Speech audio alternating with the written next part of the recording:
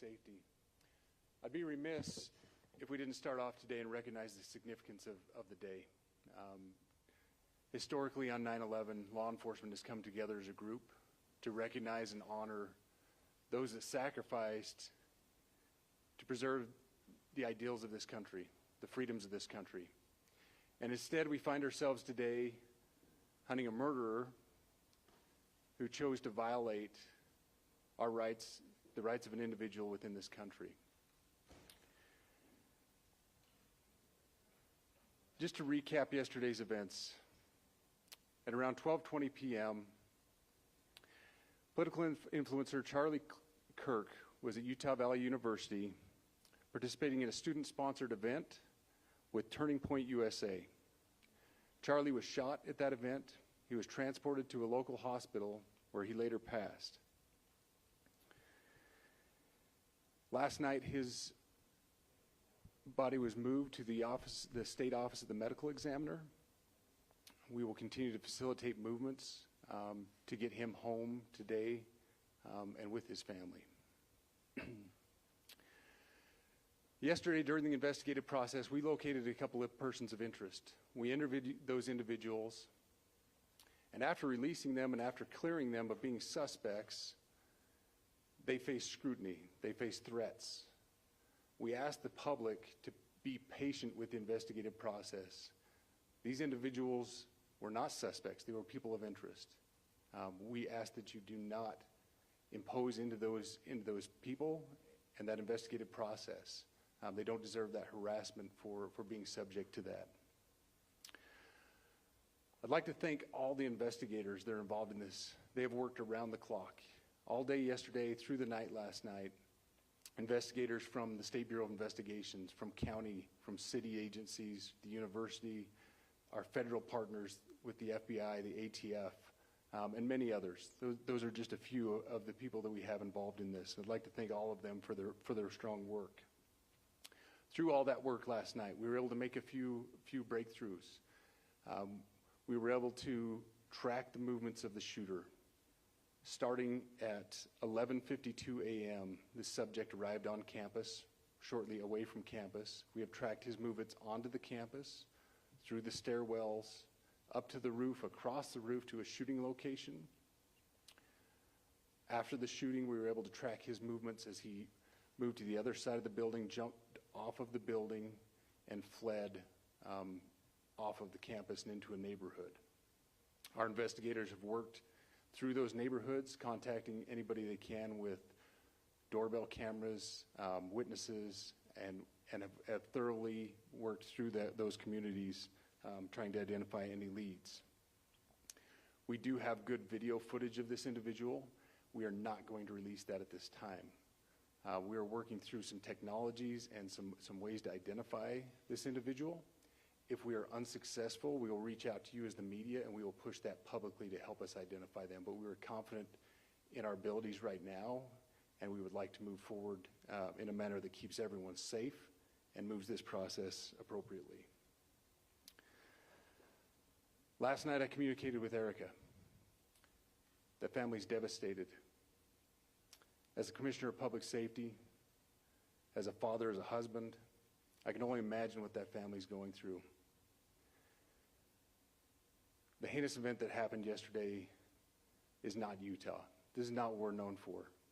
Over the past several weeks, we've seen this state come together to help families in mourning, come together as a community to show what Utah is known for a state of character, of service, of camaraderie, of a neighboring feel. We will not stand for what happened yesterday. We are exhausting every lead. We have every officer invested in this, every investigator, every local agency. The outpouring of support from the law enforcement community has been astounding.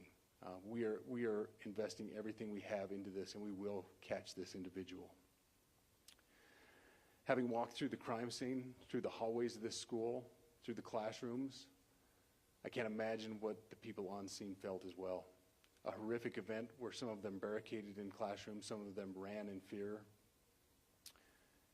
Can't overstate tragedy and the horrific event that yesterday was, and how we will work to bring to justice the actions of one individual or any other individuals that assisted in that. Our state has gone through a lot, and we will come out successful. With that, I'll turn the time over to Special Agent Bowles. In charge. Good morning. My name is Robert Bowles, and I am the Special Agent in charge of the Salt Lake Field Office. Following yesterday's tragic shooting of Charlie Kirk, FBI agents have been working around the clock in coordination with our law enforcement partners. We are and will continue to work nonstop until we find the person that has committed this heinous crime and find out why they did it. This morning I can tell you that we have recovered what we believe is the weapon that was used in yesterday's shooting. It is a high-powered bolt-action rifle. That rifle was recovered in a wooded area where the shooter had fled. So the FBI laboratory will be analyzing this weapon. Investigators have also collected footwear impression, a palm print, and forearm imprints for analysis. Now, I understand there are a lot of questions about motive. I assure you that all leads, tips are being fully investigated. As of this morning, we have received more than 130 tips. We thank the community for that. The FBI has brought every resource to bear, and we will continue to do so throughout the course of this investigation. The FBI's mission is to protect the American people.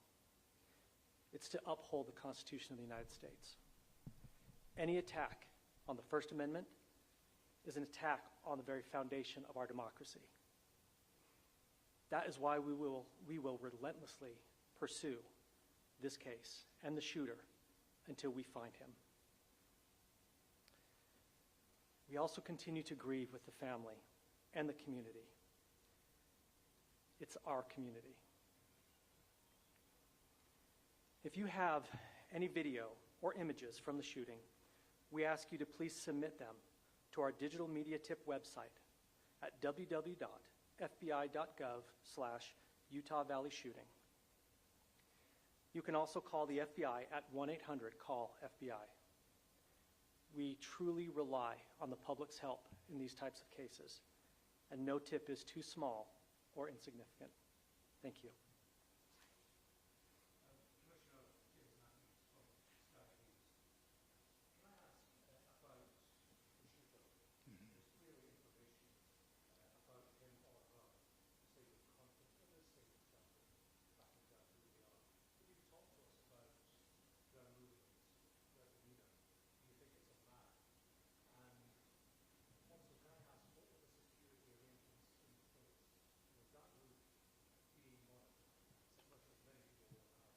Absolutely.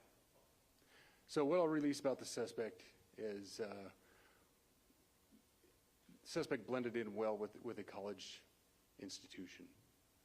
We're not releasing many details right now, and we will soon. But right now we're not. But that individual appears to be of college age. We are confident in our abilities to track that individual. If we're unsuccessful in identifying them immediately, we will reach out for the public's help and the media's help in pushing those photos. That was a new development overnight, working through the night, studying those cameras. So that's something that's new and that we're working through right now. As far as the security, I cannot speak to that. Neither the Department of Public Safety nor the Federal Bureau of Investigation was involved in the planning or security of this event, and that'll have to be a question later for other agencies.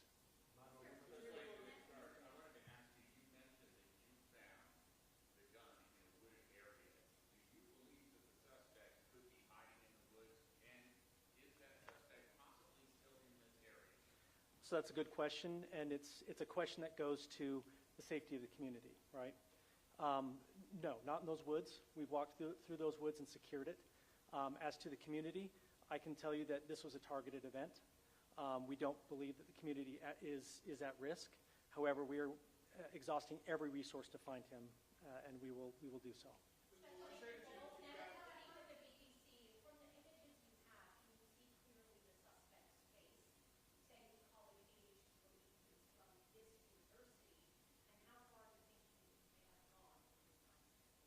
So I can't comment specifically on his face or any details such as that, as it's continuing to be a part of the investigation, and again, we'll release that shortly.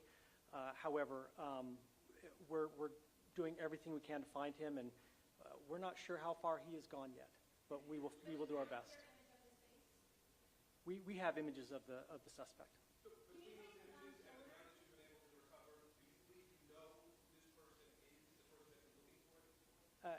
Again, as part of the investigation, we're not releasing any details such as that right now. We are exhausting all of our resources to be able to collect those, but that's, again, part of the investigation. Excuse me? We are working on that, but again, part of the investigation that I can't release.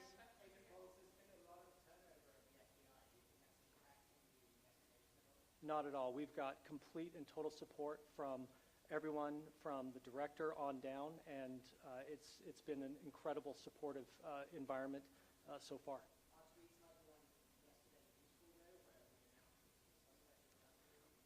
All I can say is that we're working the investigation the best we have with the environment we're given. So thank you.